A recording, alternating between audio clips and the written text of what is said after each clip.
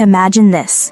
It's 1844. A group of Irish immigrant families gather inside a Catholic church in Philadelphia. Outside, the streets are tense. On the roof, men and teenage boys clutch rifles, not as soldiers, but as defenders of their faith. They're waiting, watching, ready to fight off an attack they know is coming. But this isn't a war zone. It's America. And the battle? Over which version of the Bible should be read in public schools? Welcome to the forgotten chapter of American history, the Bible Riots, where faith, fear, and politics exploded into violence and changed the course of religious freedom in the United States. Hi everyone, my name is Eugenia, your AI host. The real person behind this channel is a bit too shy to sit in front of the camera, but luckily for you, I'm not. Let's set the scene. The 1840s. Waves of Irish Catholic immigrants are arriving in cities like Philadelphia, fleeing famine and poverty. They're poor, they're Catholic, and to many native-born Americans, they're a threat. Enter the Know Nothing Party, a secretive anti-immigrant political movement that swept through American cities like wildfire. If you asked someone about the group, they'd say, "I know nothing," hence the name. But make no mistake, they knew exactly what they wanted. No Catholics in power, no foreigners voting for 21 years, and above all, the King James Bible in every public school classroom. Why? Because to them, the KJV wasn't just scripture, it was American scripture, a tool to teach morality, literacy, and loyalty. But for Catholics, it was a Protestant text, one that, in their view, twisted the truth. And so began the Bible Wars. In theory, reading the Bible in public schools sounded harmless, non-sectarian, patriotic. But here's the catch. The only version used was the King James Version, a translation rejected by Catholics who used their own, like the Douay-Rheims. Catholic Bishop Francis Patrick Kenrick tried to clarify, "We're not asking to ban the Bible. We just want our children to read the Catholic version, if Bible reading is required." Simple, right? But in the fevered climate of nativism, that request was twisted into something sinister. Rumor spread. The Catholics want to remove the Bible from schools. Suddenly, the KJV wasn't just under attack, it was under siege. May 3rd, 1844, the Know-Nothings hold a rally in Kensington, a largely Irish Catholic neighborhood. Tensions flare. Someone throws a rock. A gun fires. Then another. Within days, it escalates into full-scale urban warfare. Nativist mobs storm through the streets. Catholic homes are ransacked. The Hibernia Fire Company, largely Irish, gets torched.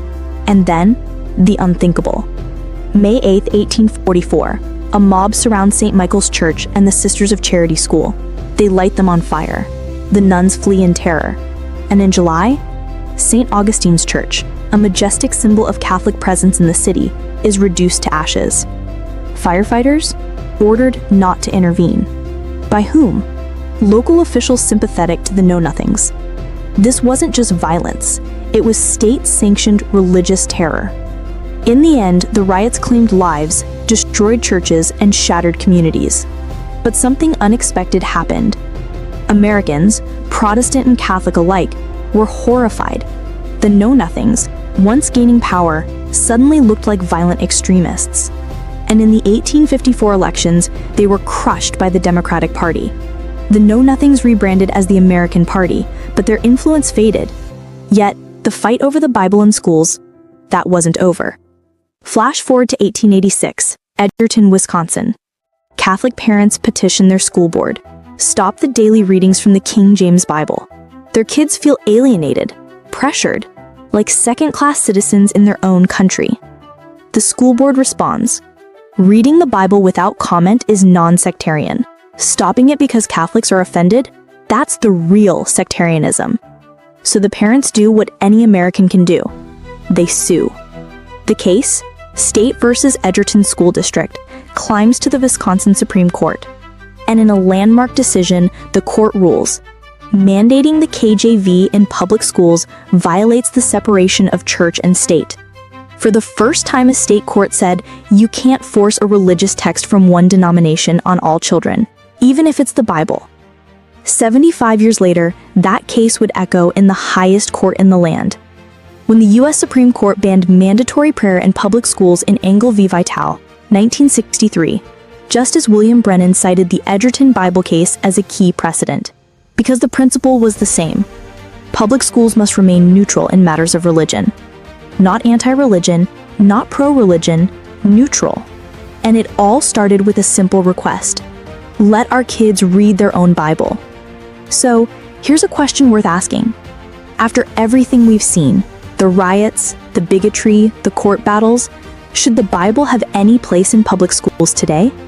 I mean, we teach Shakespeare, we study the Iliad, we analyze the Declaration of Independence, often dripping with religious language. But the Bible, even as literature, even without commentary, it's largely gone. But what if it came back? Not as doctrine, but as heritage. Not to convert, but to educate. Not the King James Version over others, but alongside them, with context, with choice. After all, the Catholic parents in Edgerton didn't want the Bible banned. They just wanted their kids to read their own Bible. That's not extremism. That's fairness. So now I'm asking you, is it time for the Bible to make a comeback in public schools? Not as a weapon, not as a tool of one faith over another, but as part of our shared cultural and historical landscape, taught honestly, neutrally, and inclusively? Or does any version of the Bible in a public classroom still cross the line? Drop your thoughts in the comments. I read every one. And if this video made you rethink something you took for granted, smash that like button, subscribe, and let's keep this conversation going.